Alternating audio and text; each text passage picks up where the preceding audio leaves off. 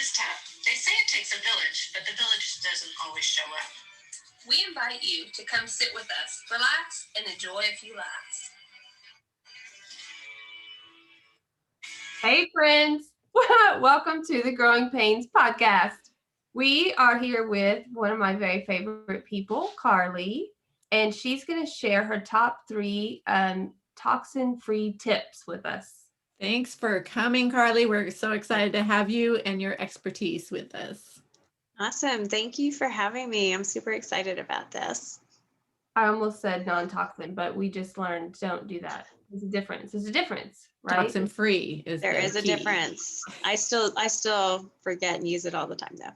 So you have 3 tips for us today. I have 3 tips. So if you are moving towards a more toxin-free lifestyle, especially in your personal care products, I would start with deodorant.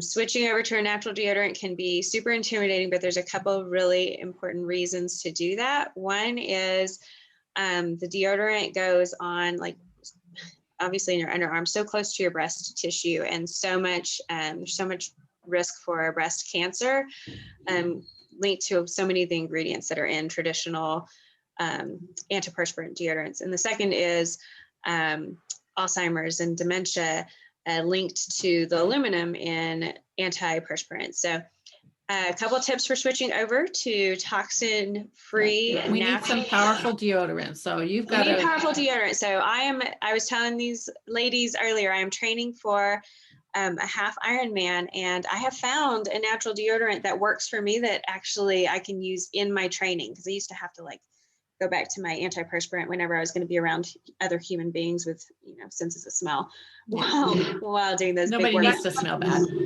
I used to think toxin-free deodorant as just like one of those rocks. So yeah, I used to have one of those when I was a kid, because my mom didn't want me using the conventional deodorant that young. It didn't help. So you found something that's better than that works. So I have found, I love Primally Pure. Right. That's the deodorant I found that works really, really well for me. My daughter also is kind of stinky. She uses Each and Every, and I think both of those brands are fantastic. And we want to protect our little tween daughters. Absolutely, especially as their breast tissue are developing at that age. It's important that they smell nice, but it's really important that we're not putting too much of a load on that endocrine system there. Very good. So where can you find that? Online, primallypure.com, I think, is where I get it. But a couple tips for switching over, because going to a natural deodorant when you've been on a conventional one can take some time. But a couple tips to help that go smoothly for you is, one, make sure you're drinking plenty of water, because it helps your body flush out everything. And then 2 is make a really simple detox mask out of bentonite clay and activated charcoal. But 2 ingredients you can find super cheap online, or even at your local super center or whatever. So those 2 products mixed with some water, and that makes a mask, a detoxing mask that's really good for your skin. You can use it on your face, you can use it on your underarms, and use that a few times, maybe once a month when you're switching over, more often if you need to. But that helps your body purge out all the things that are held there that are going to make you stink. How do you know how often you need to do it? Well, do it as you find you need to. I would say not more often than once every week or 2, but I did about once a month for about 3 months, and then now I use it every 3 to 6 months, depending on. I wonder if you can batch that, if you make several of a lot of that. Yeah. I actually keep it in a little jar. Okay. In glass, you said glass. We have to use glass. Glass or plastic is fine. If you're using plastic, look for BPA free, because the phthalates in non-BPA free plastic is just as bad, pretty much. But I use a little glass jar, and I keep it by my bathtub, so when I need to use it, it's there. Okay. Batch it. Yeah, you can batch it, keep it in a jar, just keep it airtight. Okay. So deodorant's my first one that I would swap out. Number 2 is fragrance. So anything with the ingredient fragrance, and it is in everything. So find, and it's it's an ingredient that hides a bunch of other ingredients, and they're not required to disclose what's in fragrance as an ingredient. And even the manufacturers that are using fragrance from another company as the ingredient provider, they're not required to know what's in it. So there's a lot of bad stuff that can be in fragrance. So we're looking for essential oil based. Look for something where the smell comes from the nutrient ingredients that are in the product. So if you're using really wholesome products, a lot of times they smell great because they're made with plant and fruit extracts and essential oils for their benefits and things like that. So look for that in all sorts of stuff, like in your hand, like you think about fragrance and perfumes, and also perfume is the same thing as fragrance. So just avoid it if you can.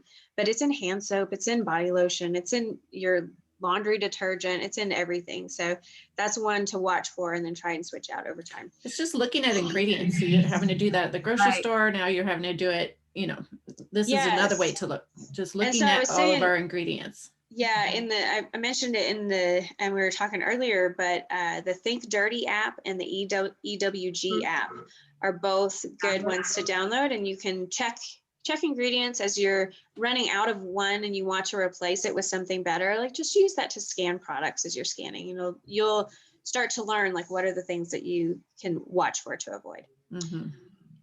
And then your my third swap that I would recommend is skincare and makeup products, because women use on average 26 more items than men do. And a lot of it is just the stuff that we're putting on our face, the stuff that we're putting on our bodies. And all that is it adds up over time. So I would look for skincare, and especially like the base foundation and primer, anything that you're putting on a large surface area on your face. That's where I would swap next as well. And you were saying that one of the things that we have to be cognizant of is Alzheimer's, and all of these ingredients that we're putting into our bodies, on our bodies, is linked to Alzheimer's. Well, the one that I do know is linked to Alzheimer's is the aluminum that's in antiperspirants. And that's the main reason to avoid that, as we're all like living longer. I have Alzheimer's in my family. I have the genetic markers for it as well. So anything I can do to preserve my mental faculties for longer, like, I want to. Yeah, because we're doing more to take care of our bodies, so our bodies are lasting longer, and we got to do something to take care of our minds too, and our brains. For sure. Yeah, the one thing, a couple of ingredients, so definitely watching out for fragrance, watching out for PEGs and parabens. So those are really easy ones to spot in ingredients when you just start to look at ingredients. Those are the three that I would watch out for primarily.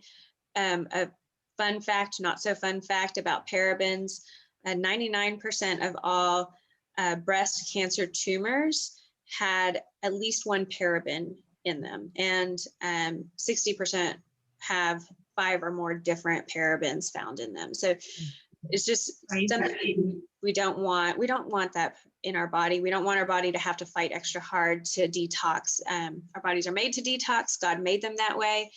But we need to just help by reducing the amount of work that it has to go through. Reduce is the key, is what we talked about earlier. Reducing our body burden, Yeah, so one thing at a time. We talked about not going crazy and trying to do it all at one time. But as we buy new products, perfection. Yes.